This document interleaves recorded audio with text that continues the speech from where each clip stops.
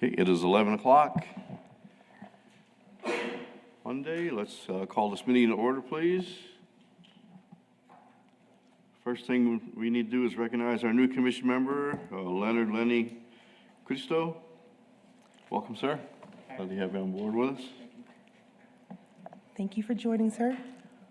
Yes, we appreciate you helping us out. It's an important function, so the more people we have involved, the better. Thank you. Next on the line, we have the approval of the minutes from the previous meeting. Has everybody had a chance to go through those minutes? Yes, sir, I did. If there's any questions, comments, concerns? Nope. I'll make a motion to approve the minutes as stated. I second. Okay, we have a motion, I have a second. All in favor, say aye. Aye. Opposed, same sign. It's unanimous.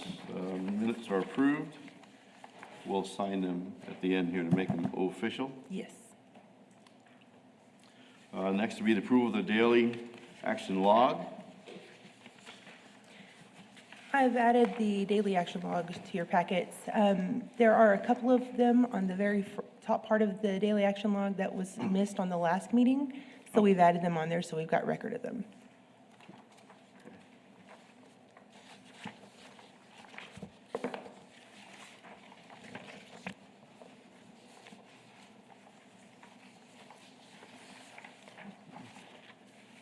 Any questions, comments on the daily action log? No, sir. I'll make a motion to approve the daily action log as presented. We have a motion to accept as Second it. presented and a second. All in favor say aye. Aye. All opposed, same sign. That's good. Approved.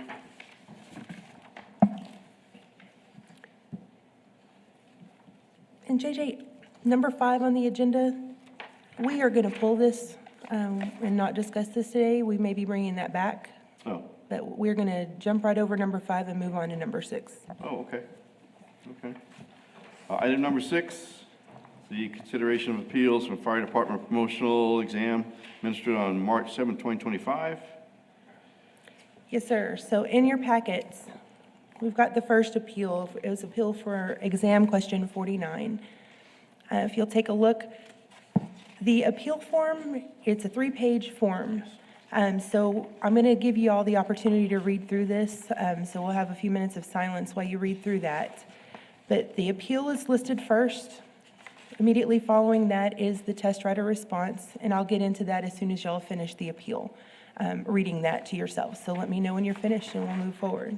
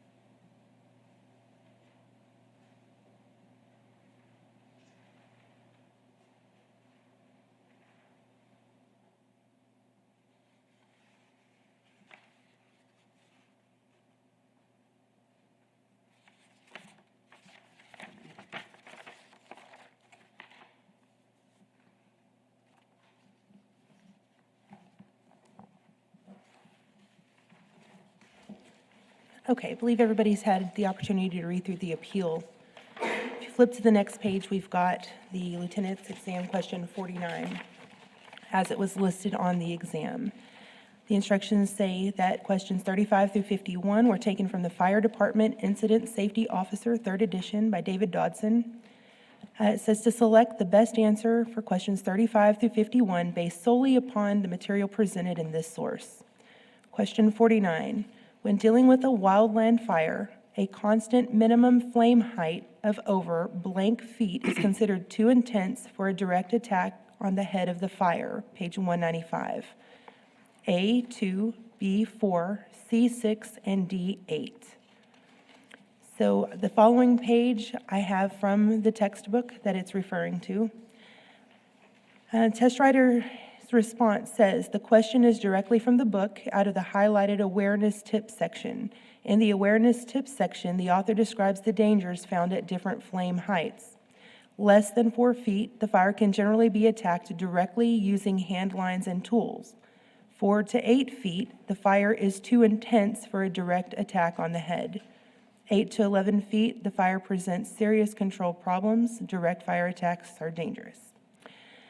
So it's asking for the minimum flame height that would be considered too intense for a direct attack.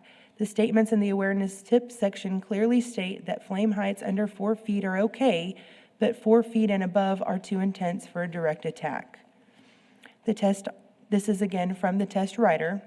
He lists that the test taker argues that 8 feet is the correct answer. The test taker would be correct if the question simply asked, at what height would it be too intense for a direct attack? In fact, any number above 4 feet would be correct. However, the question asks for the minimum flame height at which it becomes too intense for a direct attack. The only correct answer for question 49 is answer B, 4 feet. I believe we have the appellant here. If there are any questions, the appellant would like to add anything additional, you could approach the stand. Hello, Joshua Kemp. I do have some clarification here if there needs to be any. In addition, I will just make this brief and thank you guys for coming and reading that long dissertation there. So first off, I just want to start with an example. I know we're not all firefighters here, so an example, let's use an example of a speed limit, right? If I gave you an example, said the speed limit of less than 50 miles per hour, the speed is too slow for driving a vehicle on the roadway. At speed limits 50 to 80 miles per hour, this speed is the legal driving speed for a vehicle on the highway. And if the question was, when driving on a highway, a constant minimum speed of over blank miles per hour is considered the legal driving speed, what would the answer be? The answer is a range between 50 and 80 miles an hour. Just as if this question, if you answer this question the same way, the answer would be a range between 4 and 8 miles per hour. 4 and 8 feet. I do understand what the test taker is saying in his response to me, and I would like to address that as well. Back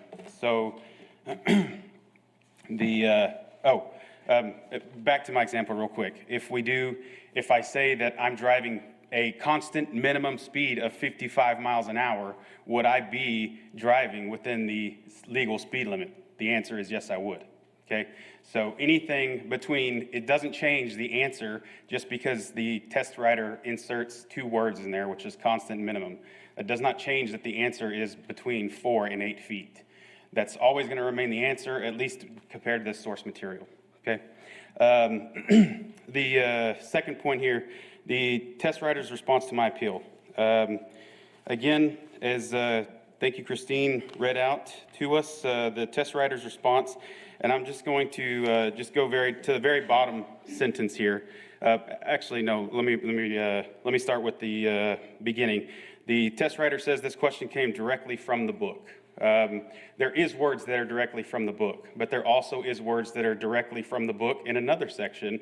Actually, not even another section. The same page 195.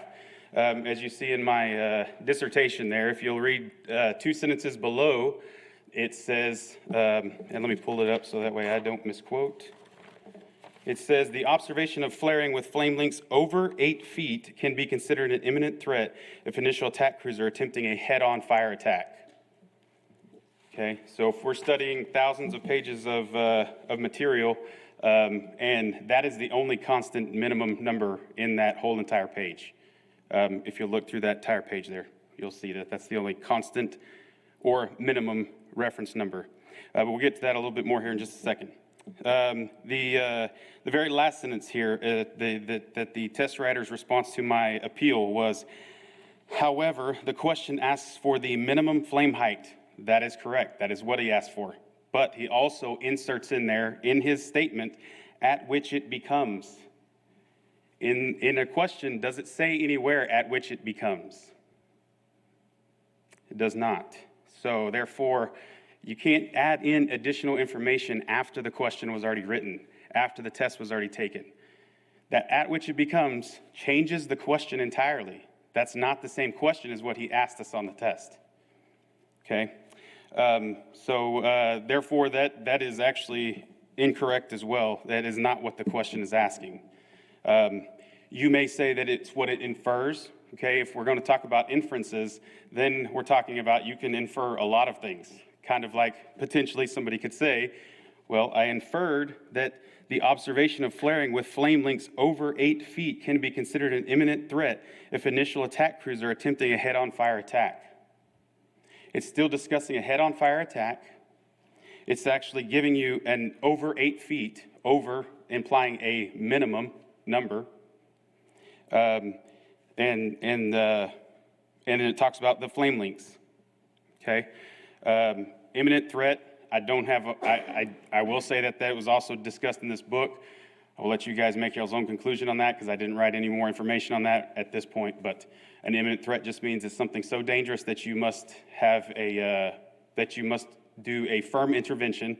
Something must happen in order to stop this imminent threat from happening. Okay. My next thing here is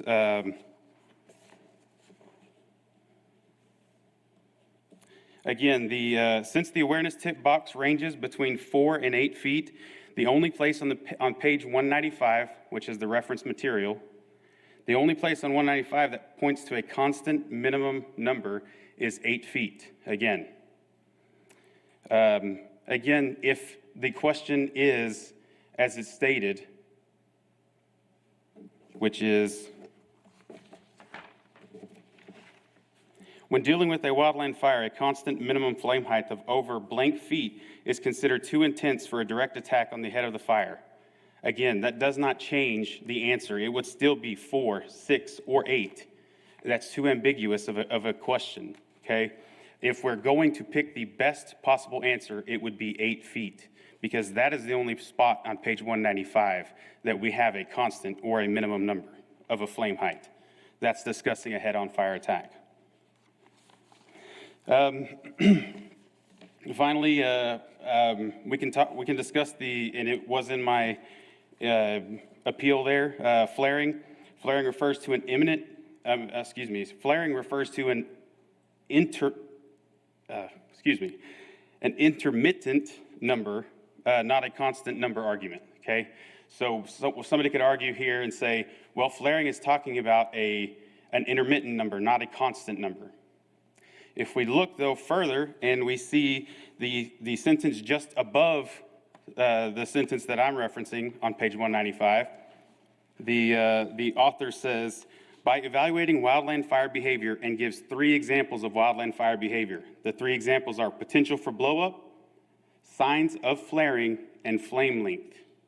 So the very next sentence you would infer, if that's what we're doing for this question, is you would infer that the discussion of the observation of flaring is one point, and the observation of with flame lengths is another point. Therefore, the only possible answer to this question is 8 feet.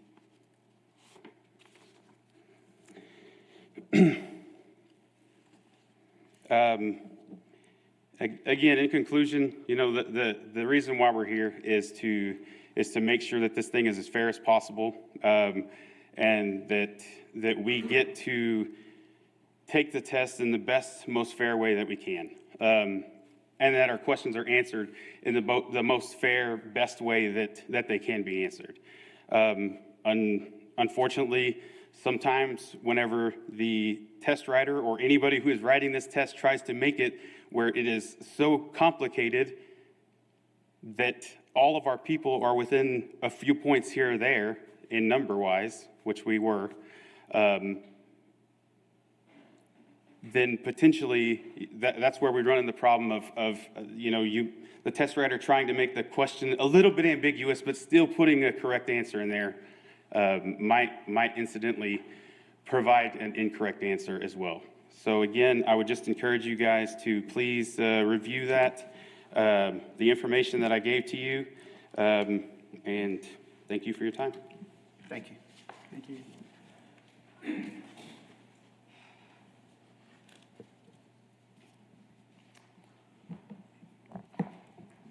Do we know, oh, sorry. A quick question. Do we know how many people took the test and how many got this question correct? Yes, it's considered high miss. So Sir? I'm sorry? You guys, somebody got it correct?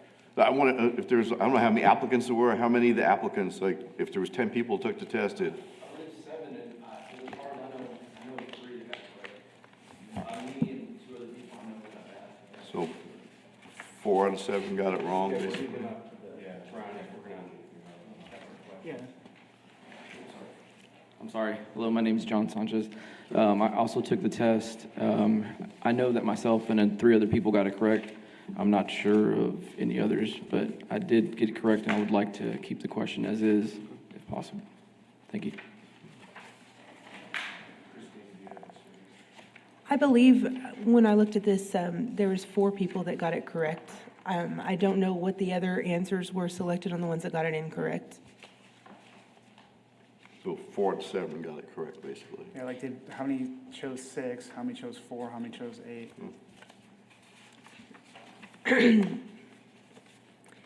I've got 4 out of the 7 getting it right. Okay, oh, 4 out of 7, sorry.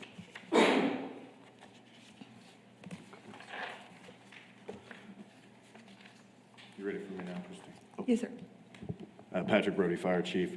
100% see Mr. Kemp's perspective on this, and reading through this several different times and reading through it from different lenses, can see where he could have determined that 8 was the correct answer there. But after reading through the source material, we're going to stand by the test writer. I believe that that is the correct interpretation. Any questions for me? Are there, okay, I'm a test writer, we do test analysis, used to do test analysis, and there were levels of test questions, basic knowledge, the ability to relate information, et cetera, et cetera. Are these structured the same way, where is it basic, just yes or no type questions, or would they have to relate material and consider other options and come up with a conclusion? That would be Christine's. We don't have much contact with the test writer other than giving him the source material. Okay. But I do know that whenever he's developing these tests, he does do multiple different levels of test questions. Right. Some of them are straight word for word out of the book. Some of them is going to be a paraphrase of an entire chapter, not chapter, but an entire page Right. to determine an answer. But to get specifics, that would be Christine. And I unfortunately don't have a breakdown of those types of questions, how many are straightforward and so forth. We give him the test material and he presents the test to us. So I will tell you, that there is different, the way I know that there are different level questions. Some of them are just like this, which is your best answer? And then some of the more difficult questions is something that we refer to as a multiple choice, being 1, 2, 3, 4, 5 statements. And then your answer selection is A, B, C, D. 1 and 2 is correct, 1, 2, and 3 is correct, 1 and 4 is correct. So it really brings in a whole new complexity to that test question, because it's not even all statements are correct or all statements are false. So anyways, Is this open book? Thank you. no. No. Oh, okay. No, I wouldn't think so. I would encourage you to take a look at page, before y'all make y'all decision, take a look at page 195 and look at that area that Mr. Kemp was discussing where it says constant 8 feet. And like I said, before y'all make y'all's decision, look at that so you can see he is correct. Whenever you're sitting and taking the test, it doesn't say this question came from this chart. So you're taking thousands of pages of information and you're trying to figure out, well, which section did he pull this question from? And it's a little difficult. So I can see his perspective of, well, I've got all this reference information. Did he pull it from the chart or did he pull it from the text? So he made his decision based on from the text rather than the chart.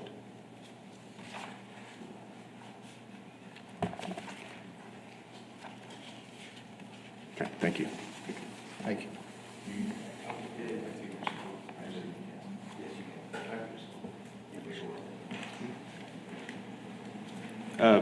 Thank you, Chief Brody. I will say that Chief Brody is partially correct on that. He is correct in saying that, you know, we do have a lot of information and that we did, I chose the text out of that instead of but he was incorrect about saying instead of the box, because I did actually, if we had my test, I wrote on my test 4 to 8 feet on my test that we were able to write on. So I knew, in fact, that the answer was 4 to 8 feet. However, that answer was not a choice, so then you have to go to the next best thing, which is in the text where it says, where it gives you an actual number. The actual number is 8 feet. So that's how I came to that conclusion. Thank you.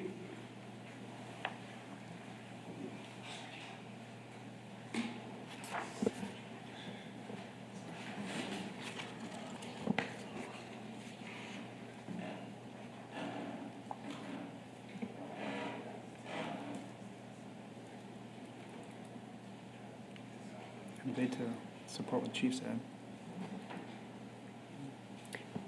If y'all would like to discuss, you certainly can. If anybody would like to make a motion, you're more than welcome to do that now. Questions or remarks or, you know, when we did test analysis, we had a degree of difficulty for the test. You know, history, how many people passed, how many people failed. Obviously, that's not all available, so it's kind of hard to make that decision, but are the tests, do they change every year? Do the tests change every year, basically? Yes, sir. Okay, The test bank. okay. So it's possible this question wasn't asked previously, or maybe it was. It is possible. It is possible, okay. I'd have to look. But we into don't have all that, okay. So I'm guessing, just for discussion's sake, we're talking about constant and minimum. I guess those are the two words that are being discussed. Constant and minimum. And so, listen to Mr. Kemp, the chief, you know, just trying to put in perspective. So he's, and feel free to correct me if I'm wrong. I'm guessing he's, from my understanding, when I'm looking at these numbers, it says 4 to 8 feet and then 8 to 11 feet. I'm guessing since they both 4 to 8 feet and 8 to 11 feet, the constant minimum, and I'm not a firefighter and I'm just trying to get some guidance, is the minimum would be the 8 feet, hence why he answered the question 8. He said he knew the answer from 4 to 8. Again, we're talking about constant minimum, not a firefighter, so I just need some clarification on the constant minimum. I understand the minimum part, which would be 4 feet. It's just a constant that I'm just, yes, sir. Because I think that's what you're debating. Yes, thank you, Mr. Muncy. That actually, therein lies the problem with the entire question is that's what makes the question irrelevant and should be considered either thrown out or the answer should be 8. And that nowhere in this page does it define what constant or minimum is. Nowhere in the entire text that I know of when it's talking about wildland firefighting, and I know that material very well, says anything about a constant or minimum or defines what constant or minimum is. Again, the only definition is on the previous page, 174. I don't know if y'all have that information in front of you. It'll be on the, or 194, it'll be on that book right there. But in that book, it discusses flaring as an intermittent number, but nowhere does it talk anything about a constant or the definition of constant or minimum as it refers to flame lengths. Okay, thank you. Go ahead, Chief. So my interpretation of it was, so on this chart that it refers to in the book, it gives you a range, less or 0 all the way up to 4 feet, and then 4 to 8 feet. And the reason why it's in that range is because you'll have a consistent fire that will have flaring from time to time. And that's how I interpreted the constant. Okay, it's constantly at 4 feet, but occasionally it'll flare up to 8 feet. Gotcha. And then the two key words, and you hit it right on the head, Mr. Muncy, is the constant and the minimum. So the minimum would be the 4 feet, and because if it drops below that 4 feet, the constant burning level would drop below that 4 feet. But if, and then the maximum would be up to 8 feet during that range of flaring and then de-escalation. But that's how I interpreted of it, the constant being the low number of each one of those different ranges. And then the minimum, well, what is the minimum of each one of those ranges? Okay, thank But you. again, that's just how I interpreted the Yes, sir. material. Thank you.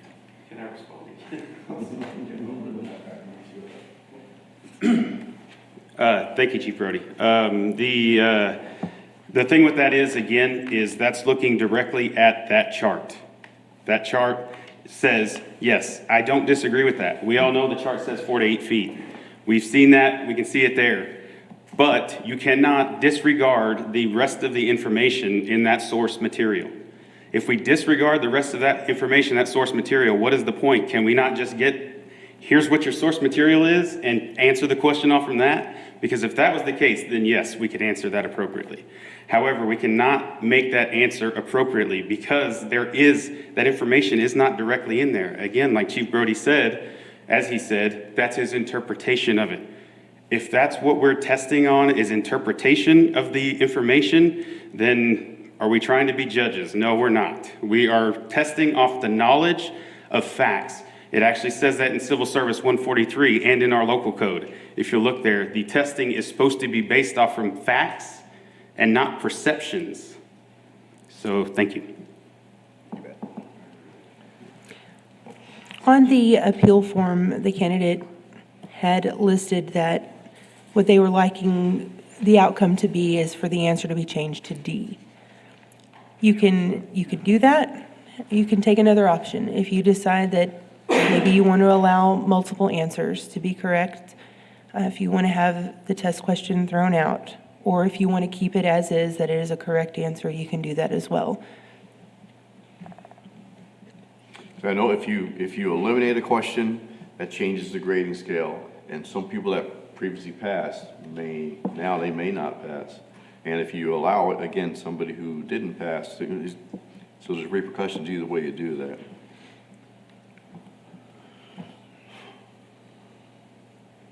And I am not a firefighter, but yeah, I'm trying to stick to the words here.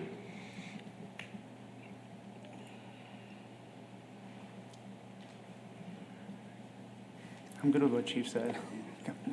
Make a motion? Yeah. So- Go ahead. Can I motion? I motion to accept the question as is and move forward. Accept the answer as correct. Yes. Okay. And I'll make a second just because I feel when we talked about constant minimum, I hope you don't mind, I can. Sure.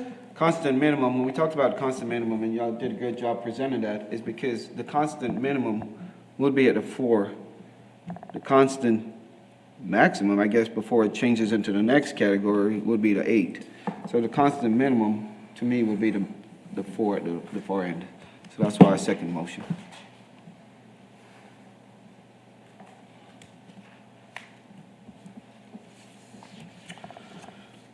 Okay, well, we have a motion to accept the question as written. All in favor, say aye. Aye. All opposed, same sign. Aye. Motion carries 2-1. Thank you. Carries 2-1. Okay, for the second appeal, we've got that in the next packet. The question at hand, I'll go ahead and read that first. Question 91, Instructions for this question say questions 85 through 100 were taken from the San Angelo Fire Department EMS protocols. Select the best answer for questions 85 through 100 based solely upon the material presented in this source. Question 91 reads, your patient is an 80-year-old male who is pulseless and I may need some help on that. Apneic. His wife stated that he just got done with dialysis and she found him like this. In suspected hyperkalemia patients, what should be immediately administered? Page 35. Your options are A, 1 gram calcium chloride rapid IVP, B, 50 MEQ sodium bicarbonate IVP, C is 100 MEQ sodium bicarbonate IVP, and D is 2 grams calcium chloride rapid IVP. I'll let y'all read through the appeal, and then we'll get to the test writer response.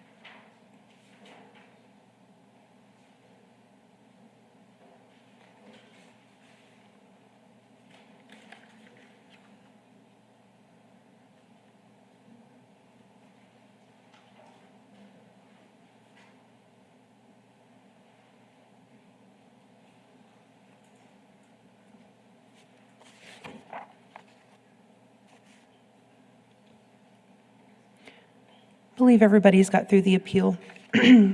Test writer response is as follows. The text taken from the San Angelo EMS protocols on page 35 states, patient is pulseless and apneic. Precordial thump may be used in witnessed arrest. If arrest is perceived as being traumatic in nature, initiate this guideline and reference traumatic arrest guideline for additional procedures. In suspected hyperkalemia, i.e. dialysis patients, immediately administer 1 gram calcium chloride rapid IVP. The question clearly describes an 80-year-old diabetic patient who is pulseless and apneic. According to the San Angelo EMS protocols, the immediate initial treatment is to administer 1 gram calcium chloride rapid IVP.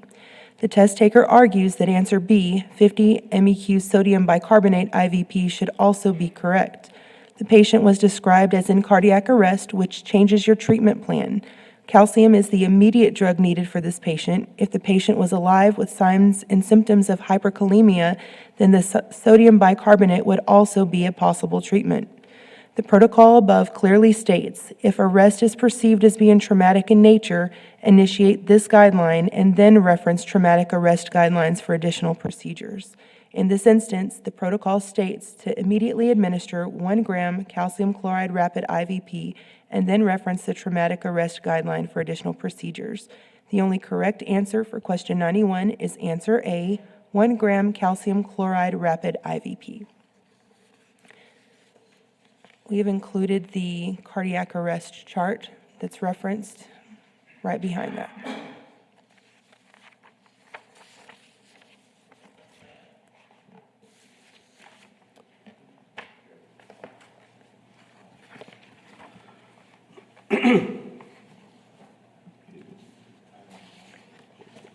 Are there any questions? The appellant is here. Well, just If anybody- clarification, you talk cardiac arrest, pulseless, and apneic, that equates to cardiac arrest, just so I understand.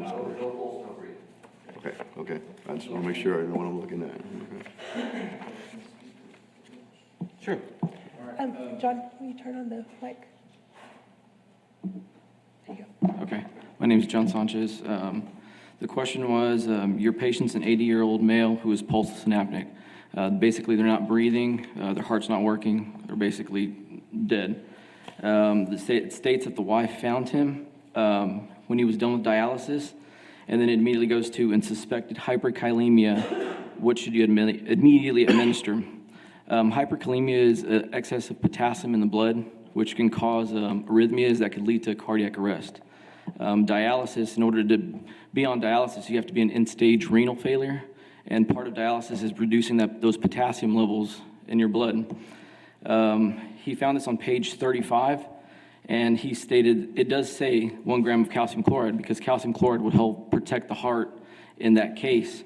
But in the question, he stated that they were post-dialysis. You went to dialysis to reduce your potassium levels, so in reality, you would be more likely hypokalemic at that point. I put B, 50 milliequivalents of sodium bicarb, and if you look on page 28 of your medical protocols, it also states in indications, if suspected hyperkalemia, you would give 50 milliequivalents of 50 milliequivalents of sodium bicarb. Like I said, calcium chloride helps protect the heart. Sodium bicarb would also be used to help get that potassium level down. Both will be used. The test writer, he responded, perhaps an oversight on his part. He states, the question clearly describes an 80-year-old diabetic patient. On the question page of 91, you're talking about a dialysis patient, somebody who's in end-stage renal failure. So perhaps just an oversight. He maybe meant to say dialysis, but he put diabetic on there. Later on, he describes, because he did say this, that the husband was found unresponsive. He states the patient was described as in cardiac arrest, which changes your treatment. So if they're in cardiac arrest, you would immediately go to ALS, and your initial drug of choice would be epi, 1 milligram. Based on this, when I read the question, to me it was more of a dosage question, so I looked at it as knowing my dosages and what medications and how much to give. The only answer choices are calcium chloride and sodium bicarb, which both of those could be correct. But if it's about policy or procedure, you're going to initiate CPR, check for a pulse, and you're going to give epi before you do these other drugs. You're going to treat it like anything else. So I would ask that you either dismiss the question because there's 2 right answers. Thank you. Thank you.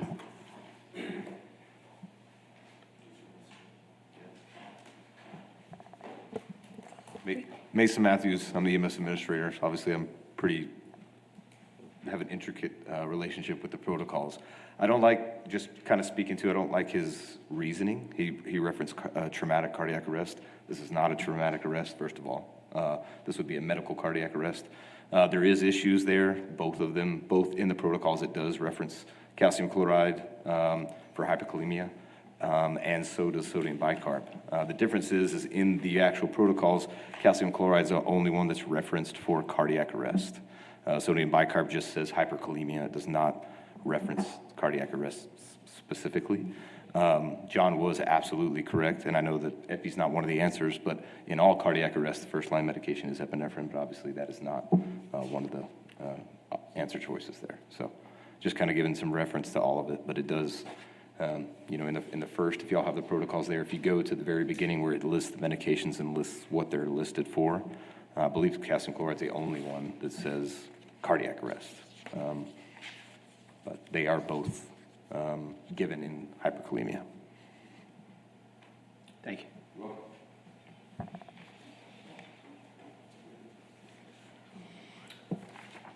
So I'll start off and ask y'all, do y'all have protocol page 28, page 26, and page 35? Yes, sir. Okay. So if we, of course, we go back to the heart of the question. Pulseless, apneic, so cardiac arrest, non-traumatic, and then it also even points you in the direction of hypokalemia, which they didn't have to put that in the question, but that certainly points you in the hyperkalemia protocol. So there's 2 different protocols that deal with hyperkalemia, 2 different medications. Mr. Matthews already touched on that. One being sodium bicarbonate, and the other one being calcium chloride. Again, this is a difficult process while you're taking the exam because you don't know if he's pulling from protocol on page 35 or page 28. But the key to this question is the pulseless apneic cardiac arrest patient. So if this was traumatic, then of course you would have jumped over to page 49 through 50, but it's atraumatic, so you don't even consider going to page 49 or 50. The key to this question, pulseless apneic cardiac arrest, and if you look at the two protocols, sodium bicarbonate, there is nothing referenced under that medication for cardiac arrest being the primary indication for it. Or calcium chloride, when you review that medication protocol, cardiac arrest secondary to hyperkalemia, 1 gram rapid IVP. So then you reference, if you look at page 35, it's word for word out of 35. So we are agreeing with the test writer that the question is correct.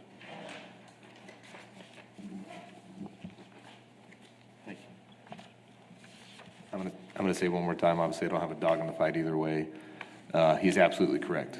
My only issue with this question for him is, for John, is that's fine, right? Calcium chloride is the only one that's addressed in the protocols for cardiac arrest. My issue is that his reasoning does not match that. I mean, you referenced the wrong cardiac arrest in the first place. That's where I think this gets kind of weird. If he would have just said, hey, it's clearly calcium chloride because it was for a cardiac arrest, it's pretty much a dead duck right there, in my opinion, because he's saying, and it's word for word in there. My issue is his reasoning, and that's where I think it gets kind of weird. Maybe he meant to say something different in the reasoning, but that's not what he said, and that's where I think the question does get kind of weird, in my opinion. So. The appellant had requested for answers A and B to both be counted as correct, but again, you can decide to go any other route. Leave it as is, as the marked answer is correct.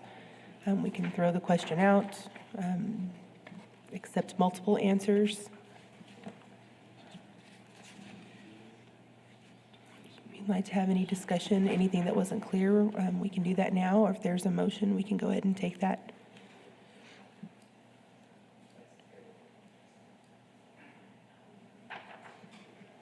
So if I got it correctly, the first part of the question is the MacGuffin, basically just to get him down a rabbit hole. The thing These all guys the- talking. Yeah. No, So if I read the question correctly, like the first part of the question is more of like, I don't call it a MacGuffin, but just to like lead you down a rabbit hole. But if you go and just read the question, and suspected hyperkalemia patients, what should be immediately administered? If you just read that part, it would get you right to your decision tree, which would get you right to your answer. Okay. My thought is to go as is with question. Would you like to make that a I'd motion? like to motion that. I would like to motion to go as is with question and with the defined response by the test writer, which is A.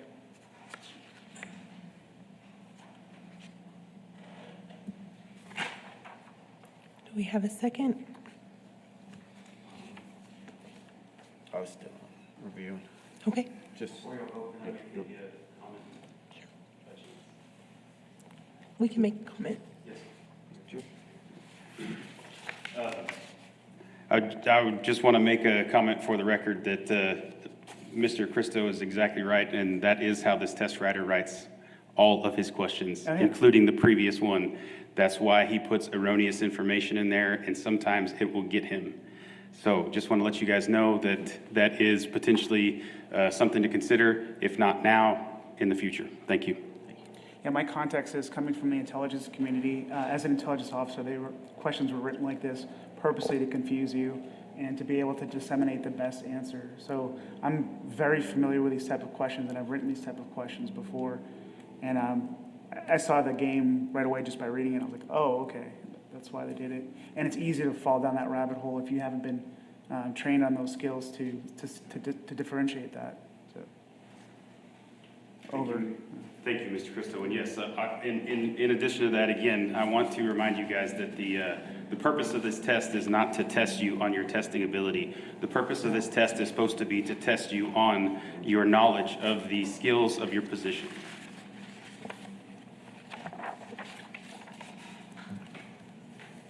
My motion still stands.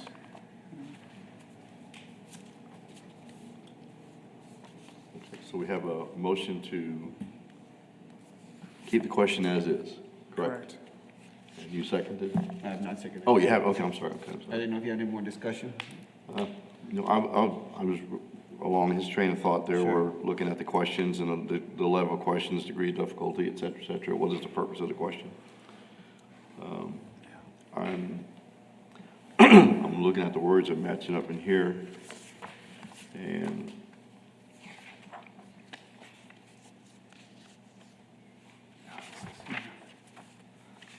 okay.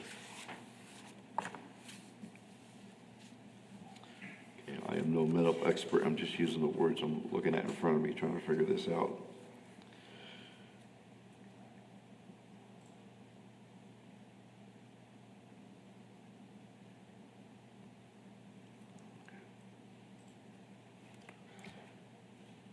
Any other discussion on this, or comments, concerns?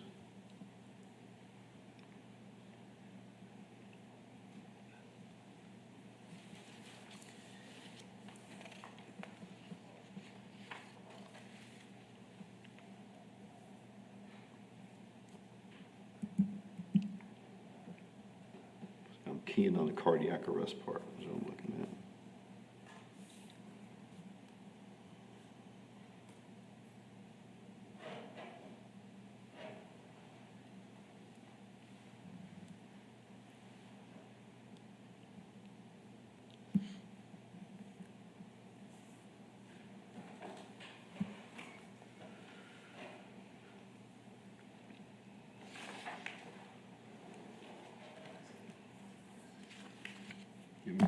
Any other questions, or?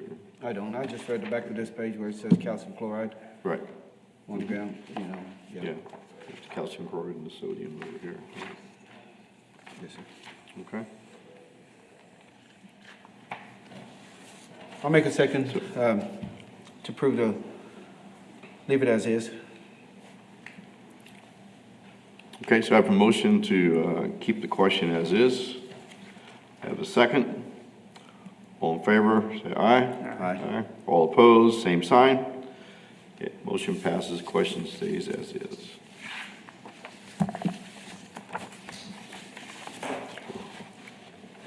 Any additional public comment? No?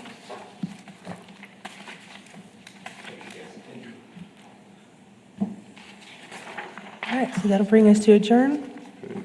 Any other issues to be brought up today? Well, thank you for being here and looking and making comments. I appreciate that. If there's no further items to be taken care of today, do you have a motion to adjourn? Make a motion to adjourn. Have a motion to adjourn? Seconded. Have a second? All in favor? Say aye. Aye. All opposed, same sign. Meeting is adjourned. Or do we take them home?